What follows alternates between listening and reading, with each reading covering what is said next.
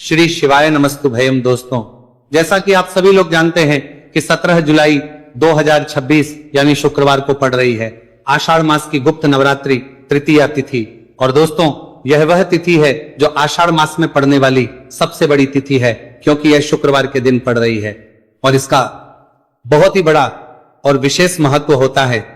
पूज्य गुरुजी ने कहा है कि अगर कभी भी मौका लग जाए और आषाढ़ महीने की गुप्त नवरात्रि तृतीया तिथि शुक्रवार को पड़ जाए तो आप लोगों 11 चावल के दाने का उपाय तो अवश्य ही करना चाहिए। इन दोनों का संयोग बहुत ही कम आता है। इसी के साथ में गुरुजी ने अपने शिव पुराण कथा में बताया है कि इस दिन आपको 11 चावल दाने का उपाय तो आपको अवश्य ही करना चाहिए, क्योंकि ऐसा दिन पूरे साल में सिर्फ एक ही बार आता है। और दोस्तों, आप सभी लोग जानते हो कि शुक्रवार तृतीया तिथि का अगर सबसे बड़ा कोई उपाय है तो वह 11 चावल के दाने वाला उपाय है। तो दोस्तों, इस शुक्रवार तृतीया तिथि के दिन आप लोगों को इस 11 चावल दाने वाले उपाय को जरूर करना है। बहुत सारे लोग होंगे जिन लोगों ने इस उपाय को ना किया हो, मतलब पूरा साल निकल गया, उन्होंने किसी भी दिन इस 11 चावल के दाने वाले उपाय को ना किया हो। पर दोस्तों, आपके पास एक आखिरी मौका बचा हुआ है, जो कि 17 जुलाई शुक्रवार तृतीया तिथि के दिन है। तो इस दिन आप लोगों को इस वाले उपाय को जरूर कर लेना है। भले ही आप पूरे महीने भर इस उपाय को ना किया हो, पर अगर आपने इस आषाढ़ महीने की तृतीया तिथि के दिन अगर इस वाले उपाय को कर लिया तो आपको इस उपाय को करने का वो फल मिलेगा जिसकी आपने कभी कल्पना भी नहीं करी होगी। इसीलिए आप लोग इस वाले उपाय को कर लिया को एक बार जरूर कर लेना है, ताकि आप लोगों के हाथ से यह मौका न जा सके और आपको इस उपाय को करने का फल मिल सके। दोस्तों, यह उपाय पंडित जी ने अपनी अभी की ही श्री शिव महापुराण की कथा में बताया है जी। इस उपाय को आज हम आपको बहुत अच्छे से समझाने वाले हैं।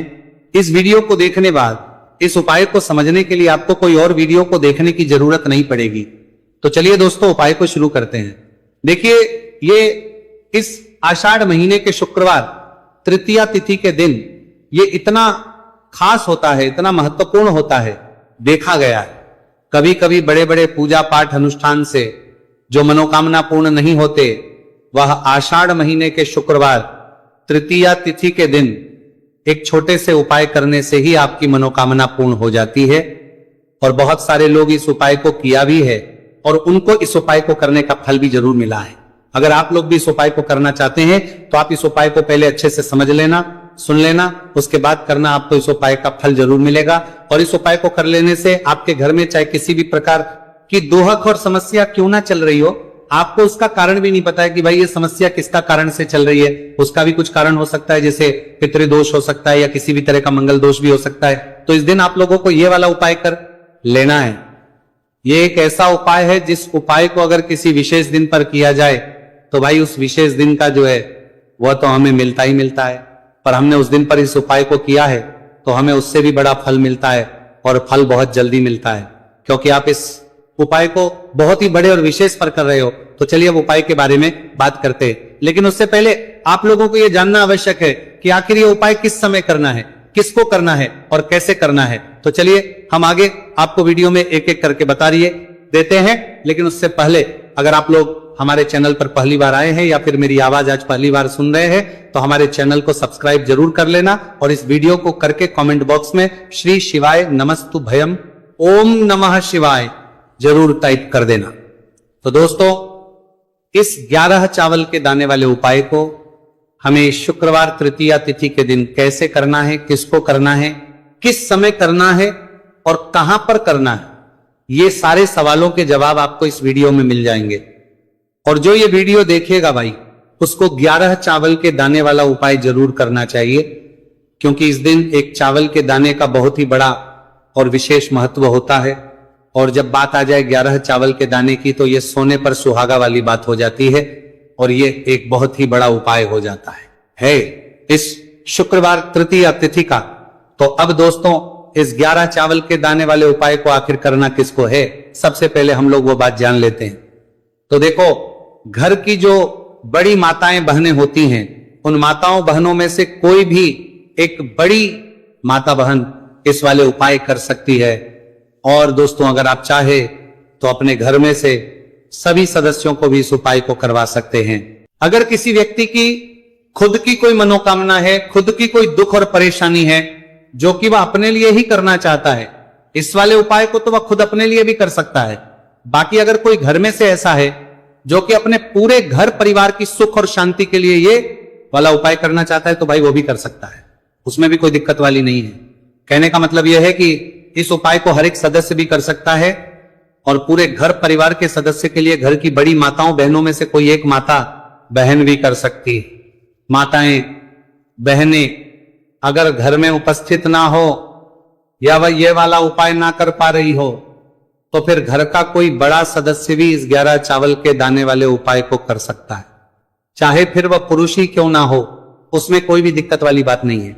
अब दोस्तों, इस 3 बल के दाने वाले उपाय को हमें करना कहां पर है? हमें इसे शिवजी के मंदिर में जाकर करना है। बहुत सारे लोग प्रश्न करते हैं, हर एक उपाय को करते समय क्या हम इस उपाय को घर पर कर सकते हैं?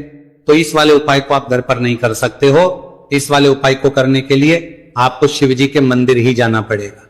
उसके बाद में दोस्तों जो अगला प्रश्न निकल कर आता है वह आता है इस उपाय को लेकर के, आखिर इस उपाय को हमें किस समय करना है? सुबह के समय करना है कि शाम के समय करना है? तो देखो, इस वाले उपाय को आप लोग सुबह के समय भी कर सकते हो और शाम के समय प्रदोष काल में भी कर सकते हो। अब अगर आप पूछो कि भाई साहब सबसे उत्तम समय कौन सा रहेगा इस 31 चावल के दाने वाले उपाय को करने का, तो हम आपसे बस यही कहेंगे कि इस उपाय को आप सुबह के समय करेंगे तो ज्यादा बेहतर होगा। बाकी अगर प्रदोष काल शाम के समय भी करेंगे तो भी अच्छा होगा, उसमें कोई भी दिक्कत वाली बात नहीं है। तो अब दोस्तों अगली सबसे बड़ी और महत्वपूर्ण बात आती है, वह ये आती है कि सुबह अगर हम उपाय को करेंगे तो हमें कितने बजे से लेकर कितने बजे तक के बीच में करना है, और शाम के समय प्रदोष काल में करेंगे तो हमें कितने बजे से लेकर कितने बजे के बीच में करना है। तो देखो, सुबह जितनी जल्दी हो सके आप उपाय को करने की कोशिश करना। बाकी अगर किसी कारणवश लेट भी हो जाती, देर भी हो जाए, तो 10 या 11 बजे तक भी आप उपाय कर लेना, पर 12 बजे से ज्यादा देरी ना हो। ठीक है, इस बात का ध्यान रखना।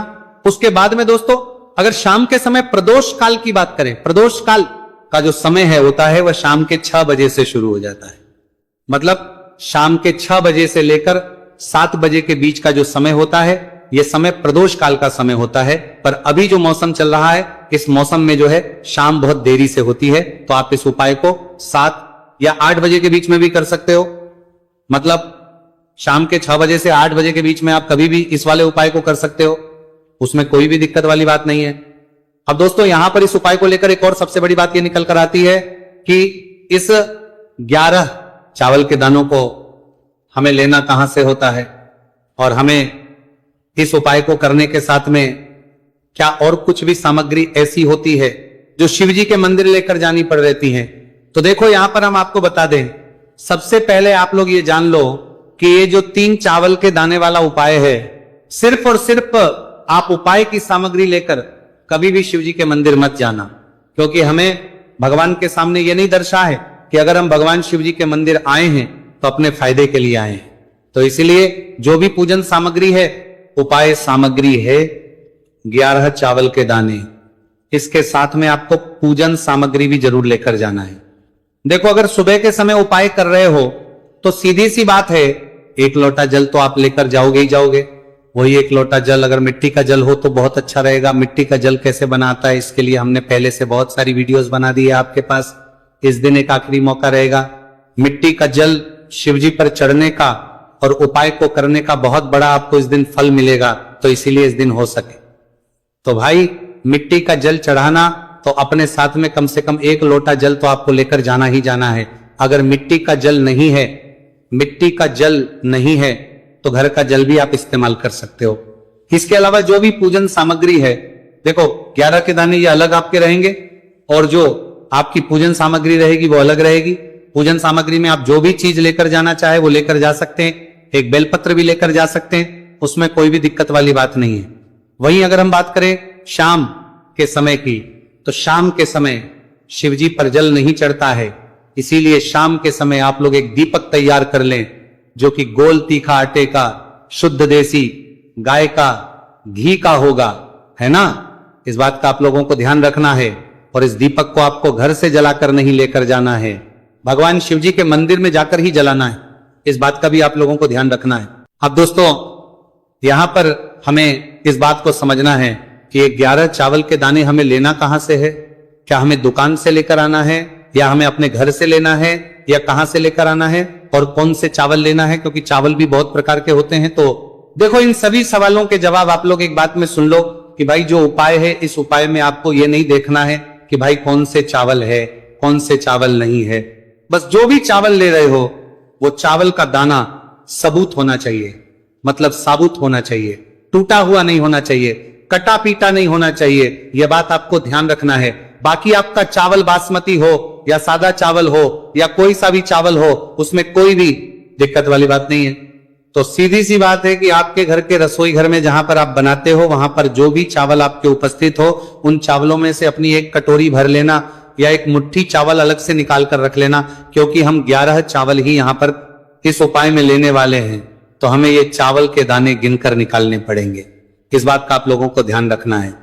तो अपने उस चावल की कटोरी में से या चावल में से 11 ऐसे चावल के दाने आप लोग निकाल लो जो कि टूटे हुए ना हो, कटे पीटे ना हो, कोई दाग ना लगा हुआ हो, है ना। अच्छे साबुत चावल के दाने 31 दाने आप लोग निकाल कर रख लो, और इन्हें किसी भी एक कागज की पड़िया में या किसी एक छोटी सी कटोरी में आप लोग रख लो, ताकि ये सुरक्षित रहे, आपके एक भी चावल का दाना इधर उधर ना हो और आपका उपाय भी पूरा अच्छे से हो जाए।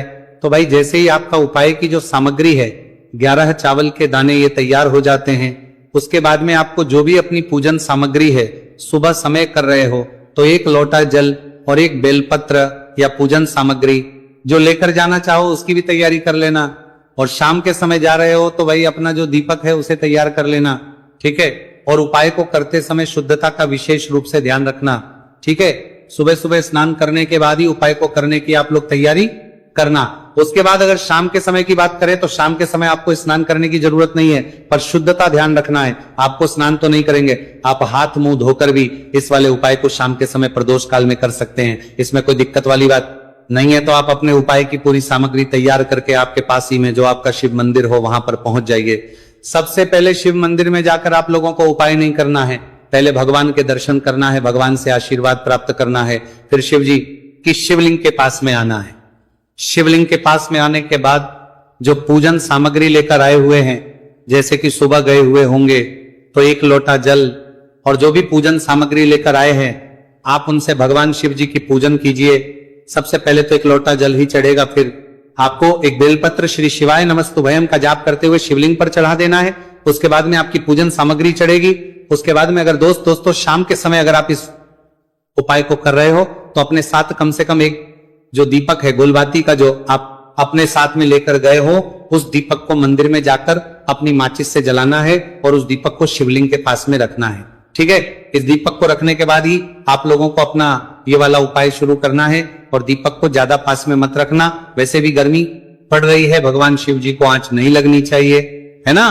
तो भाई जैसे ही आपकी पूजा अर्चना हो जाती है, आप भगवान शिव जी को प्रसन्न कर लेते हैं। उसके बाद शिवलिंग के पास ही में आप कहीं पर बैठ जाइए, सामने या आसपास जिस जगह पर आपको बैठना हो वहां पर बैठ जाइए, और अपने वह 11 चावल के दाने अपने सामने निकाल कर रख लीजिए, क्योंकि अब यहां पर उपाय को यहां पर करने की आपको तैयारी करना है।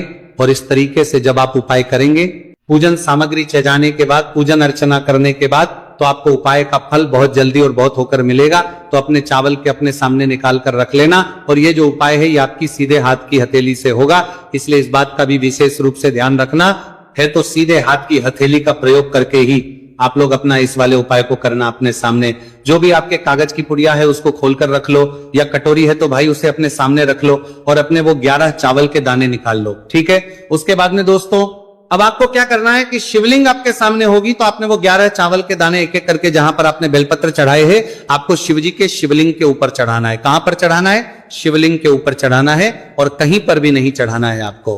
अपने हथेली से तो शिवलिंग के ऊपर चढ़ाना है, भले ही फिर वो अपने आप जलाधारी पर गिर जाए, ये मतलब वहीं पर गिर जाए, उसमें कोई दिक्कत वाली बात नहीं है, पर आप चढ़ाओ शिवलिंग के ऊपर। तो आपको क्या करना है? अपना पहला चावल का दाना उठाना है, श्री शिवाय नमस्तु भयम बोलना है।